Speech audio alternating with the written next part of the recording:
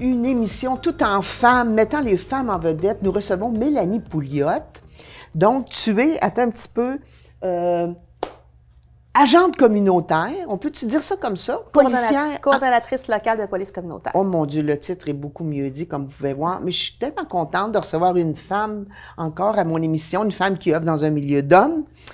Écoute, même si tu as un baby face, tu me disais tout à l'heure que ça fait 25 ans déjà que tu es policière. Oui, je suis policière à la Sûreté du Québec. Oui.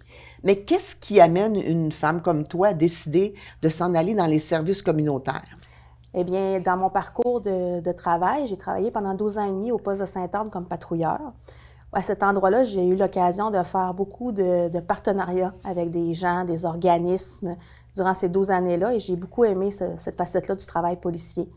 Donc, suite à ça, j'ai quitté pour d'autres avenues, mais avec un poste qui est ouvert au centre de services de la Côte-de-Beaupré. La Côte-de-Beaupré élargie, là. Oui, Côte-de-Beaupré élargie. Parce que ton mandat est très grand, là. Tu couvres, tu disais, Sainte-Anne-de-Beaupré. L'île d'Orléans, la Côte-de-Beaupré, Charlevoix-Est. Imagine. Comme coordonnatrice locale de police communautaire. Donc, c'est ça qui m'a amenée là, à venir pour continuer ce travail. Alors, pour faire une rime, qu'est-ce que ça mange en hiver? Une spécialiste en service communautaire, qu'est-ce qu'elle fait? Alors, mon travail, ça consiste à développer des partenariats avec des organismes, avec ça peut être des commerces, ça peut être tout ce qui est qu'on a dans notre centre de service, tout plein de gens pour pouvoir résoudre des problèmes que les gens peuvent avoir ou développer des partenariats avec les gens pour pouvoir éventuellement, si on a des problématiques, les résoudre avec eux puis les avoir un peu avec nous pour faire notre travail. Peux-tu me donner une idée des genres de problématiques? Service communautaire, bon, moi je peux penser par exemple à de la prévention, intervenir peut-être dans les écoles, aller faire une petite conférence dans un centre communautaire.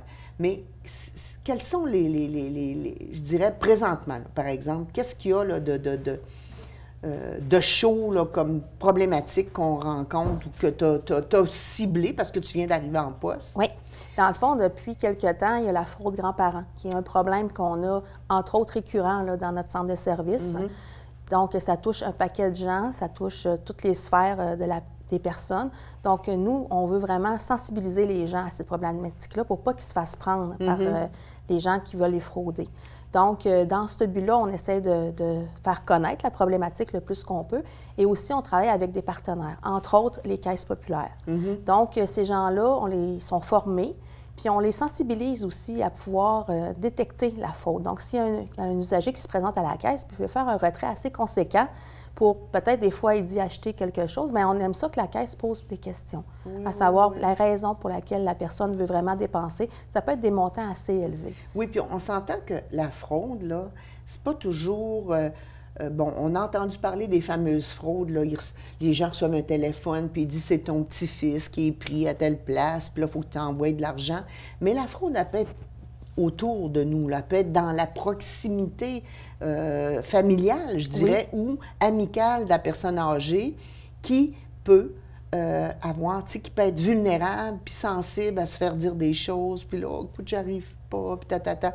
Il y a ça, là. Oh, oui, oh, oui, il y a différentes sortes de fraude. Il y a aussi la fraude amoureuse. Il y a des gens, des fois, qu'ils essaient de trouver des gens, puis ils font croire qu'ils veulent venir au pays ou des choses comme ça, puis ils demandent des sous. Donc, à chaque fois que quelqu'un vous demande des sous, il faut toujours se poser la question à la raison pour laquelle les sous doivent être donnés, puis savoir aussi est-ce que cette personne-là va faire un bon usage de ces fonds-là là, qui vont être donnés, puis est-ce que j'ai la possibilité de les récupérer aussi. C'est très important. Donc, c'est pour ça qu'on veut sensibiliser les gens à être toujours à l'affût de savoir à qui je donne mon argent, pour la raison pour laquelle je la donne, puis si c'est une raison légitime ou pas. Puis il faut que ce soit un choix aussi éclairé, pas une obligation. Il ne faut jamais se sentir obligé. Il faut que la personne, elle donne les sous de son plein gré, puis qu'elle sente qu'elle fait une différence, puis qu'elle ait elle sache que la personne, oui, elle a aidé pour vrai. C'est important de savoir si la raison pour laquelle j'ai donné les sous, si ça a vraiment fonctionné. Oui, puis la récurrence. Là, si la personne, elle revient constamment, bien, je pense qu'il faut se poser des questions. Oui, il faut se poser des questions, puis il faut aussi savoir est-ce que la personne peut aller chercher de l'aide d'une autre façon? Est-ce que donner de l'argent, c'est la seule façon qu'on peut aider cette personne-là? Est-ce que tu peux aider aussi quelqu'un à cheminer une plainte formelle, là? Dans le fond, est-ce que tu accompagnes jusqu'à ce niveau-là? Non, ça va être les policiers OK. qui vont faire ça sur la route parce que toute plainte passe par un policier. OK. Mais sauf que c'est certain que si c'est une récurrence, bien, à ce moment-là, on peut intervenir pour peut-être aller faire de la sensibilisation auprès d'une population ou d'un OK. groupe donné OK. pour si c'est eux que ça touche. Donc, c'est vraiment à ce niveau-là. J'imagine, Mélanie, tu arrives en poste, bon, ton territoire est grand. J'imagine que tu vas travailler dans les prochains mois à faire un réseautage avec les organismes ou les personnes qui peuvent te permettre de rejoindre la clientèle le plus possible? Oui, présentement, je suis à plusieurs tables de concertation. Donc, dans chacune des MRC, on a des tables de concertation, des gens impliqués. Je me fais connaître aussi dans le milieu auprès des municipalités, entre autres. Donc, c'est certain que pour moi, là, c'est que les gens pensent à moi s'il y a une problématique. Puis même si des fois, ils ne sont pas certains, mais ils peuvent se référer à moi, puis je vais les référer à la bonne personne là, qui va agir dans leur dossier. Comment on fait justement pour te contacter, ma chère? C'est par courriel. Ah oui, d'accord. Oui. Alors, c'est par courriel avec mon nom, mélanie.pouliot@commercialsureté.qc.ca, OK. sans accent, naturellement. Donc, c'est la façon là, de communiquer avec moi là, pour s'il y a des problématiques récurrentes. Si vous avez une plainte ou des choses comme ça, c'est vraiment par les policiers. Donc, ça, c'est le numéro là, qu'on a toujours à la Sûreté du Québec. Mais s'il y a des choses plus particulières ou si vous êtes un partenaire, bien, ça va me faire plaisir là, de communiquer avec vous. Est-ce que tu as un petit pied à terre dans chacun de tes îlots de secteur que tu couvres? Bien, mon bureau physique est à l'île d'Orléans. OK. Par contre, là, je suis mobile là, facilement, donc j'ai un véhicule, donc je me promène là, d'une place à l'autre là, avec tout dépendant des demandes, ce qui se passe dans les MRC. Donc, je me présente là, au poste, puis je peux travailler facilement là, d'un poste. OK, fait que chaque poste, comme on a un beau poste qui est quand même assez récent à Baie-Saint-Paul, donc tu peux te retrouver là, avoir ton petit pied à terre au poste, tout ça. Est-ce que toi, c'est une question, là, tout à fait, je dirais dans mon imaginaire, est-ce que tu as une voiture de police bien identifiée? Non, mais pas. OK. Avec ma fonction, je suis supposée en avoir une, mais là, OK. présentement, j'ai un véhicule banalisé. OK. Mais éventuellement, je vais avoir un véhicule marqué. Oui. OK. Donc, on va pouvoir t'identifier. Oui, exactement. OK. Facilement m'identifier. Est-ce qu'il y aurait une chose que je ne t'ai pas posée comme question qui te brûle les lèvres? Bien, en fait, oui, parce qu'on a une porte ouverte au poste de Baie-Saint-Paul. Poste de Baie-Saint-Paul, pardon, samedi, le 19 octobre. D'accord. De 10h à 15h. Donc, on invite tout le monde à venir nous rencontrer. On va avoir sur les lieux les techniciens en explosifs. On va avoir un maître chien. On va avoir des véhicules marqués que les gens vont pouvoir voir. On va avoir une moto aussi de la Sûreté du Québec.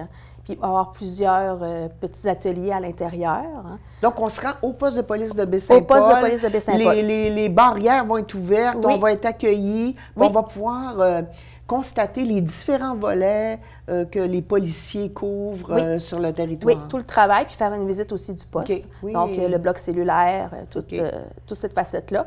Puis, on va avoir un partenaire qui est Centrum, qui va avoir la possibilité de se désaltérer et prendre des hot dogs, qui va fournir ça pour se faire un peu de sous. Oui, là. Donc, on a un partenaire avec nous.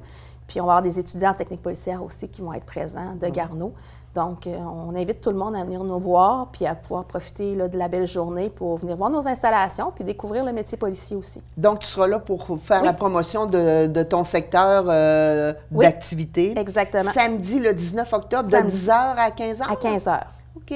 C'est un rendez-vous à la maison. Hein, on a eu la porte ouverte pour le service incendie. On a la porte ouverte qui s'en vient pour les policiers. C'est toujours intéressant de se rapprocher, je dirais, de vous, puis d'apprendre à vous connaître. Ça fait des liens plus humains que juste voir... bon, on sait que les policiers sont là pour nous surveiller, qu'on respecte les règles, mais vous êtes là aussi pour, je dirais, une dimension humaine, hein, d'aide et d'intervention, de proximité, de sentiment de sécurité pour les gens, etc., etc. Donc, ça m'a fait plaisir de te rencontrer, Mélanie. Bien, merci beaucoup. J'imagine qu'on va peut-être se recroiser quelque part, sur une table, peut-être là, de concertation. Ça fait plaisir. Donc, rendez-vous samedi 19 octobre de 10h à 15h au poste de police de Baie-Saint-Paul. Comme vous voyez, ça a été une émission où on a mis en valeur les femmes dans des milieux non traditionnels et Marie-Noëlle Beaulieu aussi qui gère une ferme. Donc, c'était très intéressant et je vous dis à bientôt.